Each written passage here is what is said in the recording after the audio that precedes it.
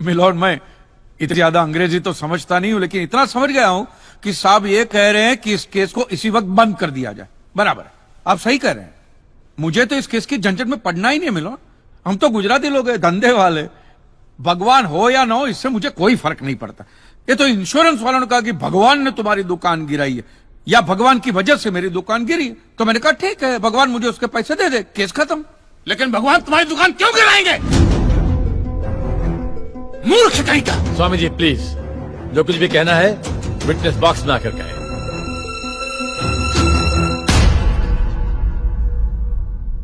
एतस्य पातिकीं क्षम्यताम्, एतस्य पातिकीं क्षम्यताम्। ईश्वर इसके पापों को क्षमा करे। भगवान तुम्हारी दुकान क्यों गिराएंगे?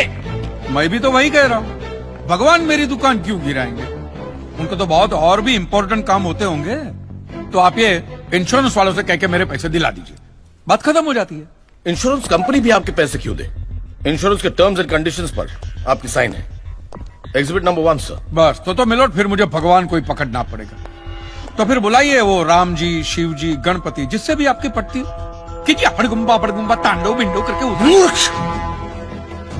मोक्ष की प्राप्ति होती है तभी भगवान मिलते हैं। तेरे जैसे तुच्छ मनुष्य के लिए भगवान धरती पर नहीं आएंगे।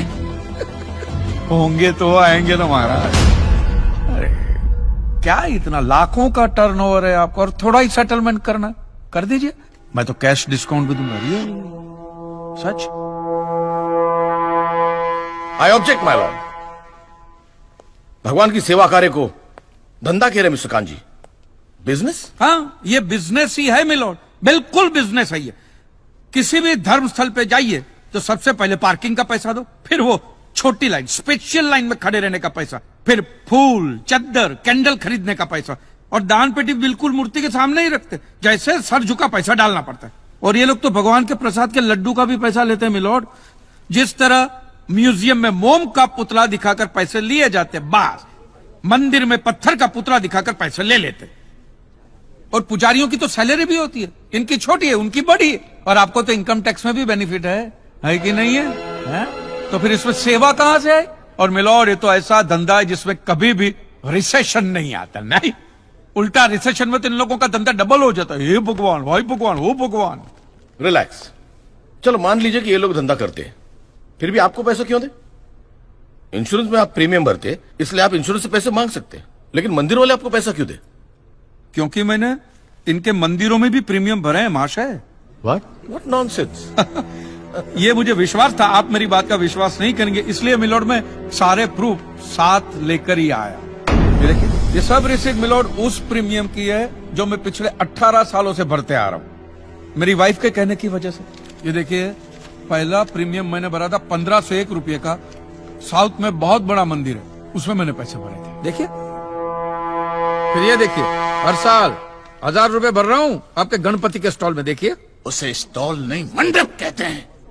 मिलोड, वो मेरी सासू माँ बीमार रहती थी, तो मंदिर वालों ने कहा कि 11,000 रुपया दो, पूजा कराओ, फिर देखो। तो पूजा कराई और सासू माँ टपक गई। चलो वो तो अच्छा हो, लेकिन 11,000 भी गए, और एक भी रुपया रिफंड का नहीं दिया उन्होंने मुझे। फिर ये देखिए, ये मस्जिद का चंदा, दरगाह की चद्दर, चर्च की कैंडल, फकीर की झोली, बाबा की अगरबत्ती, माँ की चुंदड़ी, टोटल में 10-10.5 लाख रुपया इन सारी दुकानों में भर चुका हूं। बस! बस! क्या दुकान लगा रखा है? इसे मंदिर कहते हैं, मंदिर! और मंदिर में लोग अपने परिवार की शांति और समृद्धि के लिए अपनी इच्छा से पैसा देते हैं। तो मैंने भी मेरे परिवार की शांति और समृद्धि के लिए ही पैसे भरे थे महाराज, कोई गन्ना चूसने के लिए इन्वेस्ट नहीं किए थे। लेकिन आपके भगवान ने मेरी शांति उखाड़ के फेंक दी, क्योंकि भूकंप तो मिलोट सिर्फ भगवान ही ला सकते, इंसान के बस की तो बात है ही नहीं। तो मुझे बताइए, मेरा हक नहीं बनता भगवान से पैसे वसूलने का? मिस्टर कांजी, आपका झगड़ा भगवान से है ना, तो डायरेक्ट भगवान से पैसे मांग लीजिए ना, मंदिरों के पास क्यों मांग रहे? वकील साहब, आपके घर में बिजली या इलेक्ट्रिसिटी कौन सी कंपनी की आती है? रिलायंस की ना। तो घर में जब कभी भी बिजली का प्रॉब्लम होता है तो आप रिलायंस की ऑफिस में ही फोन करेंगे ना, सीधे अनिल अंबानी को तो नहीं बुलाएंगे ना। अनिल भाई आओ लाइट गई, अनिल भाई आओ लाइट गई। साइलेंस। आप कहना क्या चाहते हैं? What do mean? ये जो साधु यहाँ है, ये जो पंडित जी यहाँ है, ये क्या भगवान के ऑफिसर्स है? नहीं नहीं, ये लोग ऑफिसर्स नहीं है भाई। ऑफिसर तो पढ़े लिखे लोग होते हैं। ये लोग तो देखो देखो मुंह देखो, सेल्समैन है मिलोड, सेल्समैन। ये भगवान के कलेक्शन एजेंट है, क्योंकि इन्होंने भगवान की फ्रेंचाइजी ली। न्यायाधीश महोदय, ये मनुष्य नास्तिक है। जो ये कह रहा है उसका ज्ञान स्वयं से नहीं है, परंतु हम तो साधु हैं, इसे क्षमा कर देते हैं। लेकिन इस अधम पाप के लिए दुनिया इसे कभी माफ नहीं करेगी। तेरा घर से निकलना कठिन हो जाएगा अगर भगवान के विरुद्ध कुछ भी कहा तूने। मैया मोरी, ये आपको मेरी चिंता हो रही है कि मिलोड के सामने मुझे चेतावनी दे रही हैं? हमें जीव मात्र की चिंता है। तो फटाफट पैसे निकाले, बात खत्म कीजिए फिर। My Lord, this is enough. ये डोनेशन रिसीट्स है, जनरल सबमिशन। भगवान और मेरे क्लाइंट के बीच कोई एजेंसी एग्रीमेंट नहीं है। कहां जी बेतु की बात कर रहे हैं। इतनी छोटी सी बात के लिए भगवान पर केस नहीं हो सकता। छोटी बात मिलोड, ये छोटी बात नहीं है। वो दुकान मेरा सब कुछ है, मेरी रोजी रोटी, मेरे बीवी बच्चों का सहारा वो दुकान है।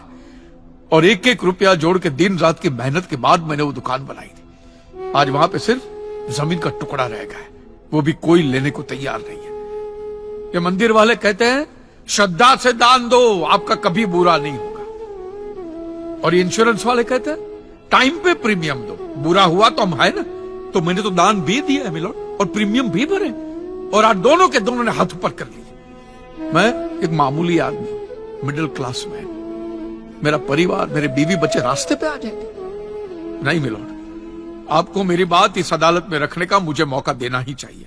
और भारत का संविधान भी मुझे मेरी बात इस अदालत में रखने का हक देता है। प्लीज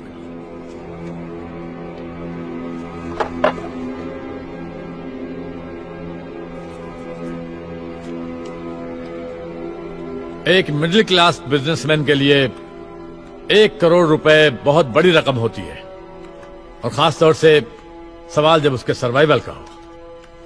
इसलिए यह अदालत कांजीलाल जी के मुकदमे को एक्सेप्ट करती है।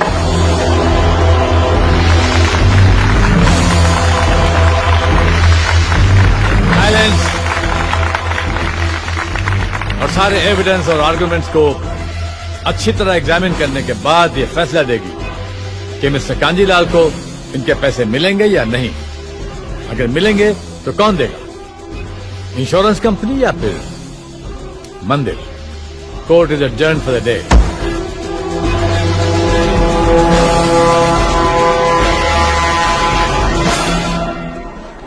रुकिए रुकिए महाराज, अब आप लोगों को जितनी पूजा करनी हो, आरती करनी हो, जितना घंटा हिलाना हो, सब हिला लीजिए आप। आपके भगवान ने मेरे अकेले की दुकान गिराई है ना, तो अब मैंने अकेले ने उसकी सारी दुकानों पे ताले नहीं लगवाए ना महाराज, तो मेरा नाम भी कांजी लालजी मेहता नहीं। और ये मेरी आप लोगों के लिए कोई चिंता फिंता नहीं, खुली नंगी चेतावनी।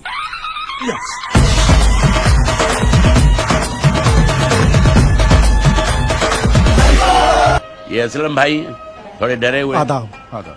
पिछली सुनामी में इनका सब कुछ तबाह हो गया। अपनी बहन के निकाह के लिए इन्होंने जो पूंजी इकट्ठी की थी वो सब पानी में बह गई।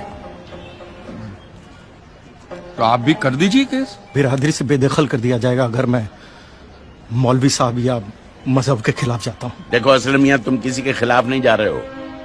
जिन्होंने तुम्हें मजहब के बारे में बताया, जिन्होंने तुम्हें नमाज पढ़ना सिखाया, उनसे तुम सिर्फ सवाल कर रहे हो कि अल्लाह मियां ने तुम्हारे साथ ऐसा क्यों किया। हाँ लेकिन मौलवी साहब के सामने असलम भाई, जब अपने और बच्चों के सर पे छत नहीं रहेगी तो क्या मौलवी साहब तुम्हें अपने घर में पनाह देंगे? मजहब इंसानों के लिए बनता है, मजहब के लिए इंसान नहीं बनते।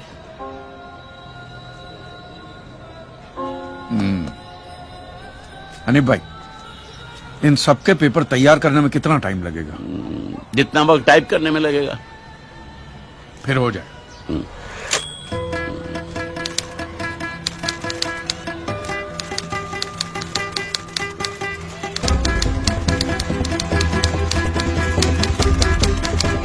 कांजी मेहता।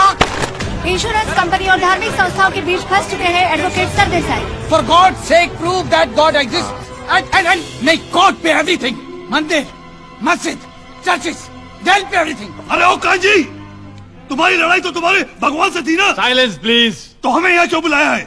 मौलवी साहब, किस धर्म के भगवान की परमिशन की वजह से ये भूकंप आया था, या वो सुनामी आई थी, या कौन सी कुदरती आफत आई थी, वो मैं कैसे बता सकता हूं? ये तो आप लोगों का डिपार्टमेंट है ना।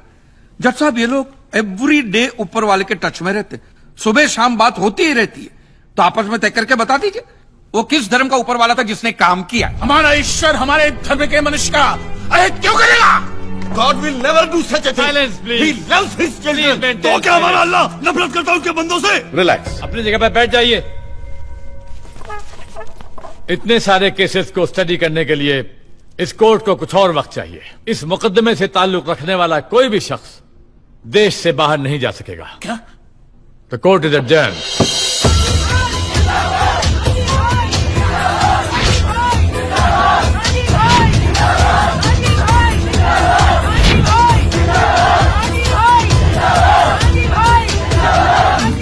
महाराज, ये तो सरकारी जगह है, यहां से तो सुरक्षित निकल जाओगे, लेकिन इन लोगों से मंदिरों में, गिरिजाघरों में, मस्जिदों में किस किस से बचोगे? And welcome to a very special episode of oh my God. आज का एपिसोड स्पेशल क्यों है? क्योंकि आज पहली बार आपके और हमारे सवालों के जवाब देने को तैयार हुए हैं कांजी लालजी मेहता। बहुत से लोग इन्हें पागल और सनकी समझते हैं। ये वही इंसान है जिन्होंने भगवान पे केस किया है। कांजी भाई, वेलकम टू आवर शो। मेरा सबसे पहला सवाल आपसे ये है कि आप सभी धर्मों के पीछे क्यों पड़े हैं? आप लोग मीडिया वाले मैडम, आप लोग सवाल ही ऐसा पूछते हैं कि जवाब देने से पहले ही आदमी दोषी साबित हो जाए। मैं सब धर्मों का आदर करता हूं और किसी भी धर्म में मानता नहीं। ये आदमी कभी नहीं सुधरेगा। और अगर भगवान है तो मेरे सारे सवालों का जवाब देंगे। उतना ही नहीं, वो मेरी लड़ाई में शामिल भी होंगे। वो कैसे? अब जब छोटी थी, हाँ, छोटी बच्ची थी, तो अपने पापा से चॉकलेट मांगने के लिए अब क्या करती थी? माने से पापा के नाम की माला जपती थी, पापा चॉकलेट दो, चॉकलेट दो, चॉकलेट दो, कि पापा के सामने अगरबत्ती घुमाती थी या फूल फेंकती? नहीं, मैं ऐसा सब कुछ नहीं करती थी। जो मुझे जो चाहिए होता था मैं उनसे डायरेक्टली मांग लेती थी। मतलब एग्जैक्टली मैडम, एग्जैक्टली, मैं भी तो वही कर रहा हूं। हुआ यह है कि दुनिया वालों ने मुझे बचपन से ऐसा समझाया कि भगवान तो हमारे बाप के समान है, होगा, लेकिन मैं यकीन कैसे करूं जब तक वो मेरा बाप मेरे सामने नहीं आता? तू तो नास्तिक है, भगवान कैसे तेरे सामने आएगा? माँ जी आप खाइए। कांची भाई, वैसे तो मैं भी मानता हूँ कि भगवान हमारे पिता समान है। हाँ, तो क्या वो मेरे सामने आएंगे? आप ये मंदिर मूर्ति वगैरह में मानते हैं? हाँ मानता हूँ। तो वो तुम्हारे सामने नहीं आएंगे। लेकिन क्यों? क्योंकि आप उनको मंदिर मूर्तियों में ढूंढ रहे हो ना, फिर उनको रूबरू होने की क्या जरूरत है? नहीं नहीं, लेकिन ये तो गलत है। भगवान तो होता ही है। 2 साल से मुझे अच्छी नौकरी नहीं मिल रही थी। मैंने मन्नत मांगी कि मुझे अच्छी नौकरी मिल जाएगी तो मैं अपने बाल अर्पण करके आऊंगा, और देखो मुझे नौकरी मिल गई। ओहो, पूरे के पूरे अर्पण कर दिए। अच्छा, आप जरा सोचिए, आप सुबह सुबह तैयार होकर फर्स्ट क्लास ऑफिस के लिए निकलते, काम के लिए निकलते, और जैसे आप घर का दरवाजा खोलते हैं, सामने बालों का ढेर पड़ा हुआ, काले बाल, सफेद बाल, कुछ डैंड्रफ वाले बाल, कुछ ऐसे जूं वाले बाल, हर किस्म के बालों का बूफे लगा हुआ है। तो मुझे बताइए, आपको कैसा लगेगा? मुझे बिल्कुल ही अच्छा नहीं लगेगा, है ना? तो सोचो भगवान को कितना बुरा लगता होगा। है? भगवान ने दरवाजा खोला कि बाल बाल बाल बाल। ये कांजी भाई लॉजिक तो सही इस्तेमाल करते हैं। आपको पता है इन बालों का क्या होता है? धंधा होता है, बिजनेस होता है। ये बाल अमेरिका, लंदन, ऐसे विदेशों में बेचे जाते हैं। इन शॉर्ट, आपकी श्रद्धा का वहां धंधा होता है। इवन सरिया पैसा बंदे में दम है यार। लेकिन उन पैसों से स्कूल, अनाथ आश्रम, अस्पताल, चैरिटेबल ट्रस्ट चलते हैं, उससे भी आपको दिक्कत है? ये तो ऐसी बात होगी, जो गुटखा बेचता है वही कैंसर की हॉस्पिटल खोलता है। और मैडम, ये सब चलाना ही पड़ेगा, क्योंकि ये सारा पैसा ब्लैक का आता है। इसका अगर आपने व्हाइट में कोई ट्रांजैक्शन नहीं दिखा तो इनकम टैक्स वाले आपका गला दबा के जेल में डाल देवे। मुझे प्रॉब्लम है इनके पैसे निकालने के तरीकों से। जिस तरह वो माफिया वाले गन दिखा के डराते हैं, ये लोग भगवान दिखा के डराते। That's a good one. आपके बच्चे की कुंडली बहुत खराब है, वो मांगलिक है, उसको काल सर्प योग है, शनि का साया है, मंगल की माया है। क्या है ये? वो बेचारा अभी अभी तो पैदा हुआ, उसको सांस तो लेने दो। फिर इस सब के इलाज के लिए वो लोग पूजा पाठ की बंदूकें निकालते हैं, और जीते जी तो छोड़िए, ये आपको अगले जन्म के लिए भी डराते हैं। हाँ, कि अगर इस जन्म में आपने ये किया तो अगले जन्म में कुत्ते बनोगे, या अगर ये किया तो कीड़े बनोगे, मकोड़े बनोगे, नर्क में जाओगे। और फिर तो नर्क का पूरा मेनू कार्ड भी पड़ता है कि आपको वहां कांटों के बिस्तर पे सुलाया जाएगा, आग के दरिया में झोंका जाएगा, गर्मा गर्म तेल में फ्राई किया जाएगा। मैं आदमी हूं कि पकोड़ा हूं?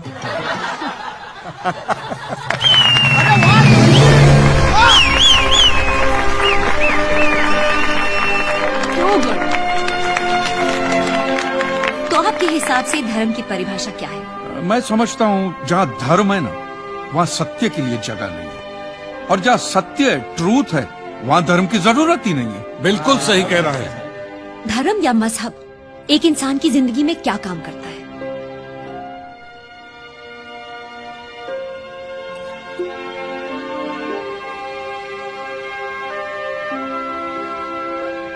मेरे हिसाब से तो एक ही काम करता है मैडम, या तो वो इंसान को बेबस बनाता है या फिर आतंक उड़ाता है।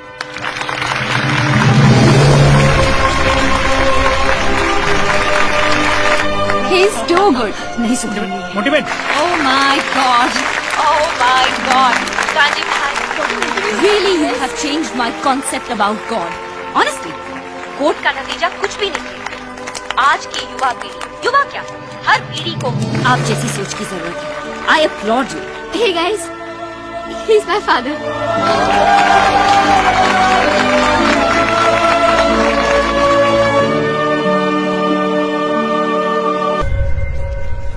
सिद्धेश्वर महाराज, आपकी ये मंदिर वाली जो जगह है वो कितने एकड़ में फैली हुई है? 22 एकड़ में, 22। जिसमें 322 छोटे छोटे मंदिर हैं भगवान के। ओहो, माने भगवान का पूरा शॉपिंग मॉल ही सजा के रखा है। साइलेंस। और इन सारे मंदिरों में भगवान की सेवा के लिए 142 पुजारी हैं, समझा? आपके मंदिर के बाहर भिखारी कितने बैठते हो पता है आपको? क्या? भिखारी अंदर की 320 मूर्तियां, 142 पुजारी याद है आपको, लेकिन आप ही के मंदिर के बाहर बरसों से कितने भिखारी बैठते हो याद है आपको? मिलॉर्ड, इनके मंदिर के बाहर जो भिखारी बैठते उसमें किसी को भी मंदिर के अंदर एंट्री नहीं है। अब धूप हो, बारिश हो, बाहर सड़ते रहने का, अंदर पैर नहीं रखने का। ना मत कहना, ये आप ही के मंदिर के पुजारी ने मुझे बताया था। उसने तो मुझे ये भी बताया था महाराज कि कांजी भाई, ये केस अगर आपको जीतना है ना भैया, तो हर सोमवार को आइए। तो मैंने पूछा मिलॉर्ड कि मैं कहाँ हूं? तो कहते हैं शिव जी के मंदिर में आइए और 1 लोटा दूध चढ़ाइए, फिर देखिए। मैंने बोला ठीक है, ये भी करके देख लेते। तो मिलॉर्ड में पहुंच गया मंडे को दूध का लोटा लेकर। ये लंबी लाइन लगी हुई, सबके सब हाथ में लोटा पकड़ के खड़े हुए थे ऐसे। मैंने सोचा अंदर जरूर कोई दूध पीने वाला होगा, वरना ये सबके सब गधे थोड़ी है जो ऐसा लोटा पकड़ के लाइन में खड़े। मेरा नंबर है, मैं अंदर गया, अंदर कोई नहीं था दूध पीने वाला, कोई नहीं। बीच में वो काला पत्थर पड़ा हुआ था, उसे शिवलिंग कहते हैं, मूर्ख। हाँ, शिवलिंग पड़ा हुआ था, और वो पत्थर मिलो, वो पत्थर दूध था, और वो पत्थर के बिल्कुल बगल में से छोटी सी पतली सी नाली में से वो सारा दूध बाहर की ओर जा रहा। मैंने बोला कि यस, बाहर तो कोई खड़ा होगा दूध पीने वाला। देखा, बाहर भी कोई नहीं था। वो सारा दूध मिलो उस नाली से निकलकर बाहर गटर में जा रहा, टोटल वेस्ट। और वो गटर को लग के एक भिखारी खड़ा हुआ था, बेचारा 4-5 दिन का भूखा होगा महाराज, भूख के मारे वो कांप रहा था। उसको शायद ये दूध ही पीना था, लेकिन गटर में से कैसे? तो उस भिखारी को मैंने मेरा दूध का लोटा दे दिया, और दूध पीकर उसने मुझसे क्या कहा पता है?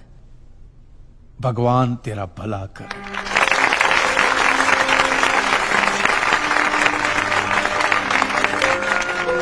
तो मंदिर में आने वाला एक एक इंसान वो पत्थर पे दूध डालने के बजाय किसी गरीब के पेट में डाले ना, तो सबसे ज्यादा पुण्य मिलेगा। नहीं? और हाँ मौलवी साहब, किसी दरगाह पे फूलों की चादर उड़ाने के बजाय किसी नंगे फकीर के बदन पे कपड़ों की चादर उड़ाई जाए ना तो अल्लाह को बहुत खुशी मिलेगी। और जीसस के सामने मोमबत्तियां जलाने से अच्छा है किसी गरीब की झोंपड़ी में जलाइए, तो उसके घर में कभी अंधेरा नहीं होगा। क्यों, तुम भी भगवान को नहीं मानते क्या? अरे मैं खुद भगवान हूँ। अच्छा, तो मैं अमिताभ बच्चन हूँ। देखो कांजी, दूध, चद्दर, मोमबत्ती ये सब चढ़ाना एक प्रथा है। भगवान की पूजा अर्चना, इन सब का मूल्य तुम नहीं समझोगे क्योंकि तुम एक नास्तिक हो। जगत की मोह माया से तुम अभी तक मुक्त नहीं हुए। आप तो हो गए हो ना, आप तो बिल्कुल मोक्ष के दरवाजे पे खड़े हो। तो ये जो रीति रिवाज के नाम पे ढोंग चलते उनको बंद करवाइए ना महाराज। शनिवार को हनुमान जी की मूर्ति पे कितना तेल बर्बाद होता है पता है आपको? लोग 2 रुपये के 5 रुपए के सिक्के यूं यूं यूं करके मूर्ति पे चिपकाते हैं। हनुमान जी इन सारे चिल्लर का क्या करेंगे? कांजी भाई बिल्कुल ठीक कह रहे हैं। साईं बाबा अपनी पूरी जिंदगी गरीबों के लिए और गरीबी में जिए। जब तक वो जिंदा रहे तेल की एक एक बूंद के लिए दर बदर भटकते रहे, और आज उनके मरने के बाद उनके लिए करोड़ों का सिंहासन, सोने का मुकुट, किसके लिए बताइए महाराज। एक बात बताइए, जो भी भक्त भगवान की श्रद्धा से सच्चे दिल से भक्ति करता है उस पर तो उस परम कृपालु की कृपा दृष्टि रहती है ना? रहती है ना? आया ना? तो चलिए महाराज मुझे यह बताइए कि अमरनाथ और वैष्णो देवी की यात्रा पे जाती हुई बस नीचे खाई में क्यों गिर जाती है?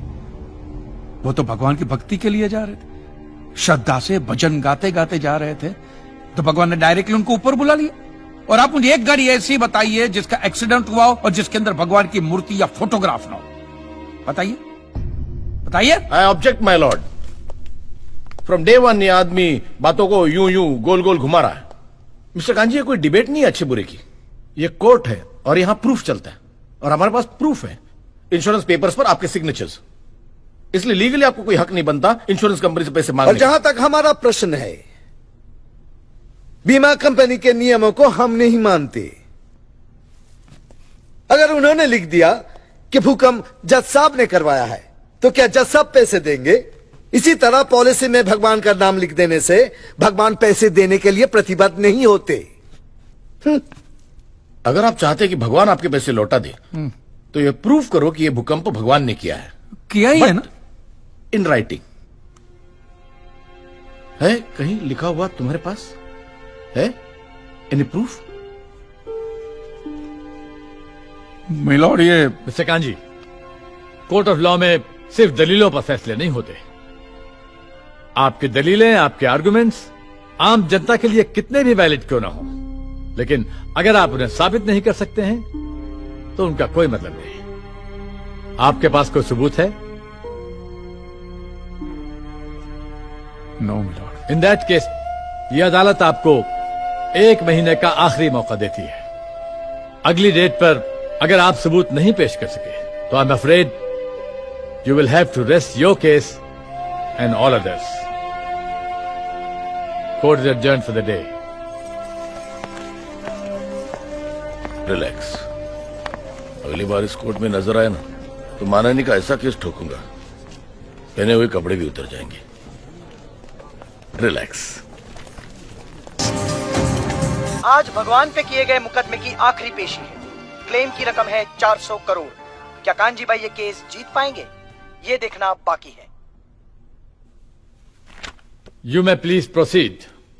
योर ऑनर, इससे पहले कि मिस्टर कांजी अपने तीखे और कटाक्ष भरे व्यूज बिना किसी रेफरेंस प्रदर्शित करें, मैं उनसे पूछना चाहता हूं कि उनके पास कोई प्रूफ है जिससे वो साबित कर सके कि उनकी दुकान भगवान ने गिराई है? मिलॉर्ड, अब जो सवाल मैं पूछने जा रहा हूं उसके लिए मुझे एक ज्ञानी पंडित की जरूरत है। तो आप मेरे जो भी कोई ज्ञानी पंडित है वो यहां पे आए। सिर्फ ज्ञानी आए, ज्ञानी। हाँ, आप बैठ जाइए।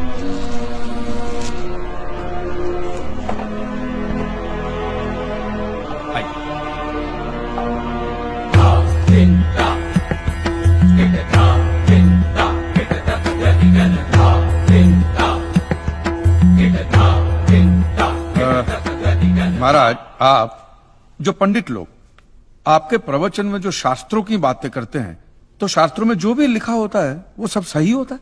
100%। ऐसा कहां लिखा है? ये तो आप कह रहे हैं। गीता में लिखा है।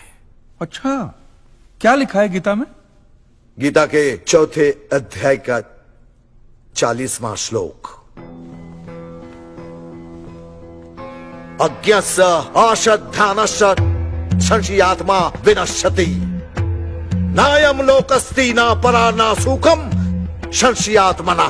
मतलब क्या? इसका अर्थ है जो अज्ञानी श्रद्धा विहीन मनुष्य शास्त्र पर संदेह या शक करता है, उसका विनाश निश्चित है। उसे भूलोक या परलोक कहीं भी शांति नहीं मिलती। समझा? ये बहुत इंटरेस्टिंग आइटम है। महाराज, आपको ये गीता में या शास्त्रों में कुछ भी समझ में आता है? कि जो भी लीलाधर महाराज बोल रहे उसमें बस ऐसे समझा समझा करके हाथ हिला रहे हैं। मिलोड, वो स्कूल में छोटे छोटे बच्चे होते, उनको प्रेयर कभी पूरी याद नहीं रहती, तो बेचारे आंख बंद करके ऐसे करके होंठ हिलाते, वो होंठ हिलाते, ये हाथ हिलाते। एक कांजी, तूने एक सिद्ध साधु का अपमान किया है, तो तुझे नरक में भी जगह नहीं मिलेगी। कहां से मिलेगी महाराज? आप लोगों ने पहले से ही वहां कुल्ले टिका के रखे हैं।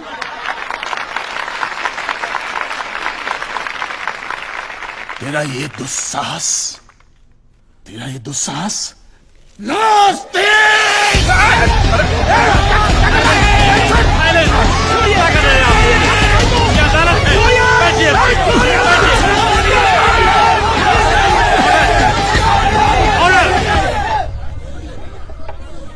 बैठ जाइए।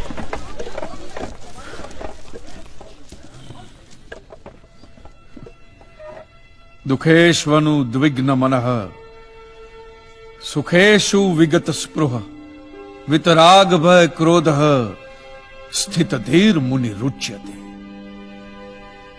अध्याय 2 श्लोक 56। अर्थात जिस मनुष्य के लिए सुख और दुख समान अवस्था है, जो भय और क्रोध से मुक्त है, जो स्थिर बुद्धि वाला है ना, वही सिद्ध पुरुष कहलाता है।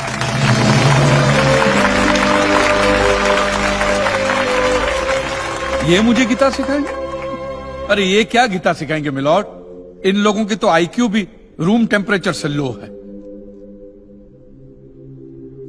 आपको 2 बात किया कही मैंने उकसाने के लिए, भड़काने के लिए, मुझे मारने चले हैं। ऐसी है आपकी सिद्धि सिद्धेश्वर? मिस्टर कांजी, उनकी सिद्धि क्या है यह कोर्ट का मुद्दा नहीं है। कोर्ट का मुद्दा यह है कि आपकी दुकान किसने गिराई। भगवान ने गिराई है। यह आप फैसला सुना रहे। फैसला सुनाना जज साहब का काम है, आपका नहीं। आपको तो सिर्फ प्रूफ करना है कि उस दिन जो भूकंप आया वो भगवान की वजह से आया था, जो प्रूफ करना इंपॉसिबल है। Relax relax relax, nothing is impossible. Swami ji, एक बात बताइए, भगवान ने ही ये भगवत गीता कही है? कही है। और भगवत गीता में जो भी कहा गया है वो सब सच है? 100%। Point to be noted my lord. तो मुझे एक बात बताइए कि भगवान ने भगवत गीता के 9वें अध्याय के 8वें श्लोक में क्यों ऐसा कहा है कि पूरी सृष्टि का सर्जन मेरी इच्छा से हुआ, इसका विनाश भी मेरी इच्छा से होगा, ये पूरी सृष्टि मेरी इच्छा के अधीन है, इसके सर्जन और विनाश के लिए सिर्फ मैं और मैं ही जिम्मेदार हूं। और ये देखिए मिलॉर्ड, ये बाइबल में भी कहा गया है, Aiza chapter 54 verse 16। See, it is I who have created the smith who blows the fire of coals and produces a weapon fit for his purpose. I have also created the ravager to destroy. अब ये देखिए, ये कुरान शरीफ में भी है। सूरह जलजला 99 आयत 1 से 8 में भी लिखा है कि जब जमीन अपनी पूरी शिद्दत के साथ हिला डाली जाएगी और जमीन अपने अंदर के सारे बोझ को निकालकर बाहर डाल देगी और इंसान कहेगा कि ये उसको क्या हो रहा है, उस दिन वो अपने ऊपर बीते हालात बयां करेगी, क्योंकि तेरे रब ने उसे ऐसा करने का आदेश दिया होगा। रब ने।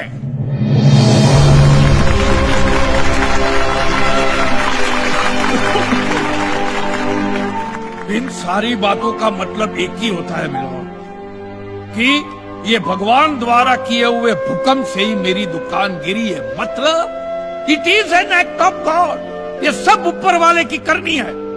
और मेरे साथ साथ जिन लोगों का नुकसान ऊपर वाले की वजह से हुआ है, उन सब के पैसे भी ऊपर वाला ही देगा।